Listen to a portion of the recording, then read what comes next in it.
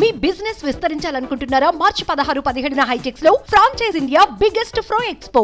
YS Sharmila అంటే రాజకీయ వర్గాల్లో తెలియని వాళ్ళు ఉండరు. ఫైర్ బ్రాండ్ గా పేరు తెచ్చుకున్న మహిళా నాయకురాలామె. తెలంగాణలో వైఎస్ఆర్టీపీ పార్టీ పెట్టి ఆ పార్టీని కాంగ్రెస్ లో విలీనం చేసి ఏపీ కాంగ్రెస్ అధ్యక్షురాలిగా కొనసాగుతున్నారు షర్మిల. అయితే ప్రత్యర్థులు ఎవరైనా ఏకి పారేసే షర్మిల ఎమోషనల్ అయ్యారు, కంటతడి పెట్టారు, వెక్కి వెక్కి ఏడ్చారు. ఆమెను ఓదార్చడం అక్కడున్న వాళ్ళ తరం కాలేదు. అయితే ఆమె ఎందుకు అలా చేశారో ఇప్పుడు చూద్దాం.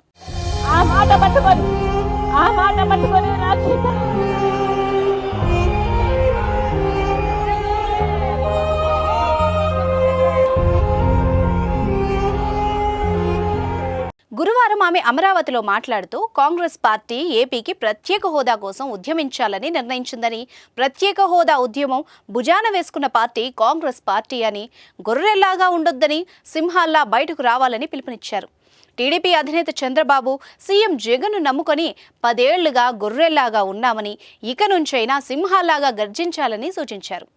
జగన్, చంద్రబాబు, పవన్ కళ్యాణ్ ఈ 3 పార్టీలకు ఎవ్వరు ఓటు వేసినా బీజేపీకి వేసినట్టేనన్నారు. ప్రత్యేక హోదా కోసం మనం సింహాల్లా పోరాడి సాధించుకోవాలని, అవసరమైతే లాక్కోవాలని షర్మిల అన్నారు.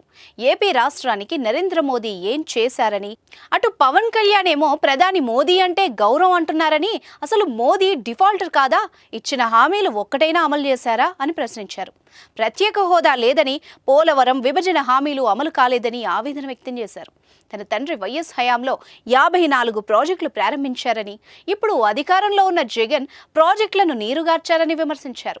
ఇచ్చిన మాటను జగన్ మడతబెట్టారని, ఆయన వైఎస్ వారసుడా అంటూ ఎద్దేవా చేశారు.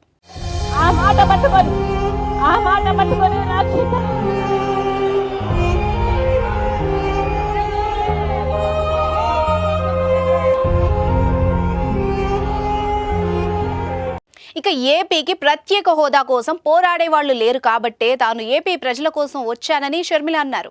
రాష్ట్రంలో యువత ఉద్యోగాలు లేక ఆత్మహత్యలు చేసుకుంటున్నారని, ప్రత్యేక హోదా సాధించుకోలేకపోతే ఏపీకి భవిష్యత్తు లేదంటూ భావోద్వేగానికి గురయ్యారు.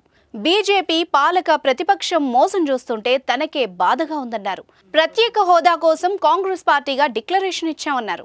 ఏపీకి ప్రత్యేక హోదా కాంగ్రెస్ అగ్రనేత రాహుల్ గాంధీతోనే సాధ్యమని వైఎస్ షర్మిల వ్యాఖ్యానించారు. ఏపీకి జరిగిన అన్యాయంపై మాట్లాడుతూ వైఎస్ రాజశేఖర్ రెడ్డిని తలుచుకుని ఎమోషనల్ అయ్యారు షర్మిల. ఏడ్చుకుంటూనే మాట్లాడారు. ఒకానొక సమయంలో మాట్లాడలేకపోయారు కూడా. కొద్దిసేపు మౌనంగా ఉండి మళ్లీ తన ప్రసంగాన్ని కొనసాగించారు.